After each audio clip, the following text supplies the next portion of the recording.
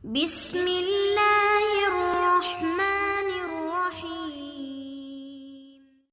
Ustadz, bagaimana tanggapan antum mengenai fenomena bintang berekor yang viral akhir-akhir ini dan dikaitkan dengan dukhan, sedangkan ada riwayat yang menerangkan kalau hadis tersebut dhaif? Itu bukan cuma hadis dhaif. Hadis tentang dukhan ini hadis palsu. Hadis palsu. Tanggal 15 Ramadan, tepat hari Jumat terjadi ini dan itu. Kan saya sudah ingatkan. Jangan dengar, udah nggak usah dengar, jangan pedulikan. Ini menambah pandemi di atas pandemi ini bagi kaum muslimin. Nggak ada hubungannya sama sekali. Ini masalah dukhan, ini omong kosong, ini tidak benar.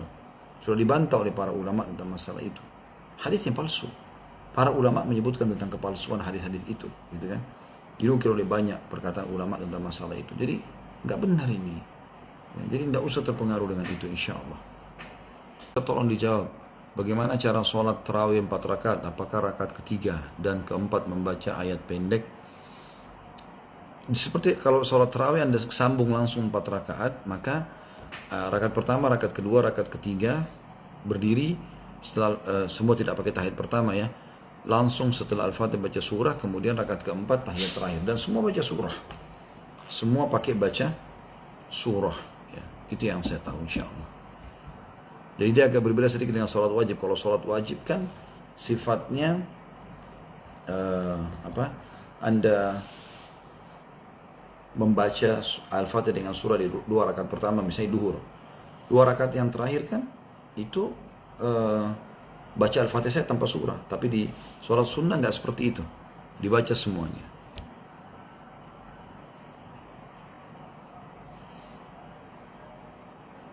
Assalamualaikum warahmatullahi wabarakatuh. Apa diperbolehkan berkurban saat belum diakikah?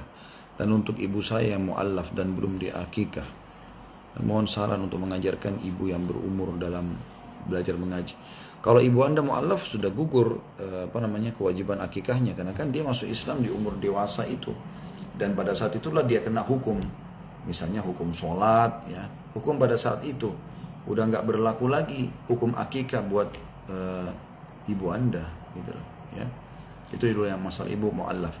Kemudian di sini mohon saran untuk mengajarkan ibu yang berumur dalam belajar mengaji. Sama saja. Orang dewasa, anak-anak, orang tua sama. Mulai dari huruf hijaiyah. Harus teman-teman kalau mau belajar Quran mulai dengan huruf hijaiyah. 28 huruf hijaiyah harus benar makhraj hurufnya. Benar tepat. Alif, ba, ta, tha ini sering salah ya. Jim, ha, kha, dal, zal, ra, zay, sin, shin, sad, dad, ta ya. Dha, ain, ghain, fa, qaf, kaf ya. Lam, mim, nun, waw, hamzah, ya gitu kan. Itu harus Anda kuasai. Tapi yang paling sering mendasar tercampur itu antara zal, zadik, alif, lam, mim, zadikal kitab gitu kan. Kemudian juga bercampur antara ini dengan zai. Digabung dalam ayat Al-Quran, idza zulzila, beda. Idza lidah yang di atas, zal, zulzila, zai. Idza zulzila gitu. Kemudian sin ya, sin juga begitu. Sama shin beda. Kalau sin tidak ada titik, shin ada titik kan. Nah, di situ kita membaca idza syamsu, syam, shin baru sin, syams, matahari gitu. Beda juga ini, jangan tergabung dengan sad, siratal ladzina gitu kan, dengan dha, al-zalimin. Nah ini biasanya orang kalau tidak belajar ini dia campur aduk semuanya sama. Jadi idza zulzila dibaca isa sulsila. Ini maka mengganti makna nantinya. Jadi mulai dari huruf hijaiyah dulu. Setelah itu ada sudah buku Iqra ya, lebih mudah. Anda gabungkan antara huruf ini sama huruf ini sama huruf ini. Digabung begitu tuh, insya Allah sudah termasuk tahap pertama. Berapapun umurnya dimulai dari situ.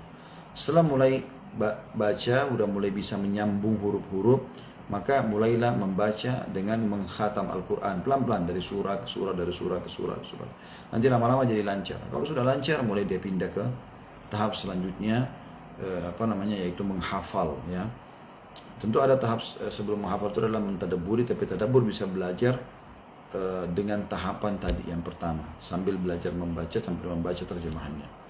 Ya, setelah itu Anda menghafal yang ketiga, baru kemudian Anda mengamalkan isinya. Itu yang saya tahu.